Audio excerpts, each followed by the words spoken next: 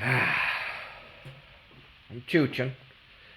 Some bitch. Alright, let's flip this thing around. You don't want to look at my ugly face. Alright, video 24 on the old Jeepster Canyon. I just seen a dog. There's Grace. Where's Machi? Alright, so I got a little carried away last night, so I didn't do a video, but the bumper is tacked on. The grill is ish in place.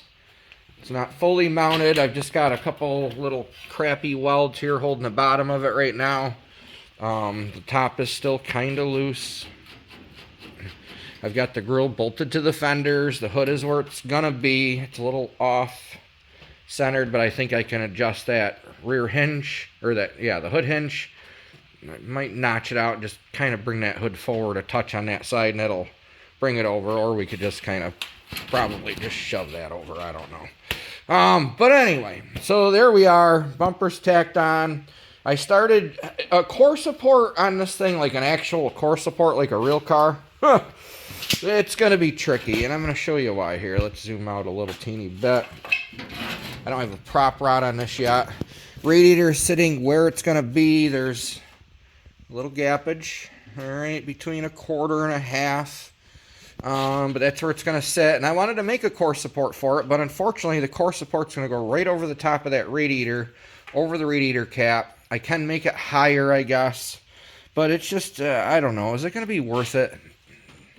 I mean, I could probably put some kind of bracket mounted to the inside of this grill to hold that radiator from flopping all over. I mean, honestly, that upper hose is keeping it from doing anything. It's so tight. But I might come up and do something just to give it a little bit of rigidity. But yeah, other than that, I haven't really done anything else. But it's getting there. Went to Tractor Supply. Got a couple washers. Of course, the first time I welded it, so the bottom of that tank was even with the frame rail. So I started there, obviously, nice and even.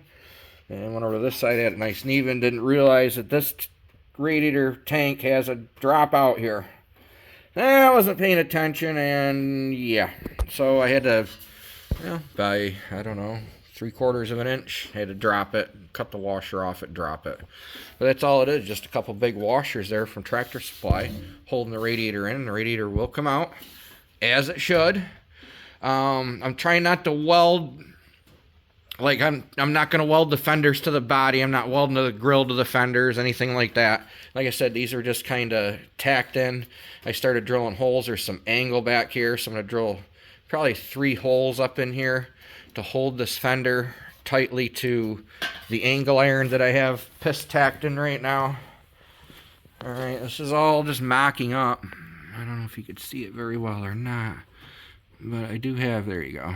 We got angle going up quite a ways. Both sides, it's pretty tight. It's not going anywhere. This air pump, I welded the factory bracket. Just, that is tacked to the grill. Oh well. But we can just cut that one tack if we have to, or I'll just make a down bracket for it. That's probably what I'll do. I'll just make a down bracket right here, because I don't want this grill to be bolted into any, or to be welded to anything, only because if we have to really service this thing, then the radiator needs to come out. I mean, it would just be so much easier to pull the whole grill out, pull the radiator out, and then you have full access to everything. Like, I'm trying to keep in mind maintenance. You know, otherwise I'd just weld the whole son of a bitchin' body together in one piece and not worry about it, but things do break, you know. So that's where we're going there. Then I got to figure out all this in here. We're going to have to tie all this together, so the fender's going to have to come back on it so I can get access to right there. That's part of the original truck cab. Oh wait, no, that's actually the Jeep body. So we got to tie that to that. But fenders will have to come off for all that. I got notches out here for the wiring harnesses that have to go through. I'm going to wrap a lot of tape or something around here. And then we're going to put a lot of sealant in there. Like right there. You know, that wiring harness, I don't know if you can see it, is rubbing right on that jagged steel right there. So that's a lot of things we got to keep in mind too when we're doing something like this. Is we don't want rubbers getting chafed, and we'll just have all sorts of problems. So, yeah. So that's where I'm at. Kind of still just mocking up before I do any real serious welding. But I'm happy where that front end's sitting. It's sitting damn near where it's supposed to be.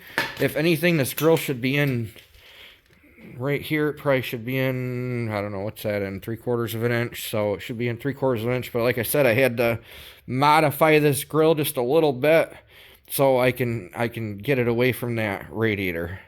So that's where we're at so far. I'm going to have to modify the headlight buckets because they're going to hit the radiator. Not a huge deal, but the headlight buckets will have to be modified. Not a big deal. We could just cut some notches in them. I'm not too really worried about that. There's plenty of room here to do so. So, yeah. All right. So, where are we at with money on this thing? I'm going to tell you what I've spent. I'm not going to... I mean, we already had the truck in the Jeepster to start with. So, went on eBay. Got this. It's a wiring harness in here with its own switch, relay, everything. $12.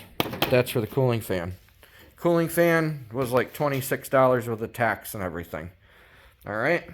I just went and got a bunch of hardware right there. $14. We have an air filter in here. It was less than 20 bucks.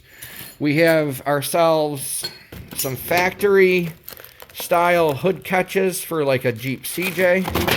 All right. We're going to mount them like right in there somewhere. That's what's going to keep the hood shut. About 20 bucks.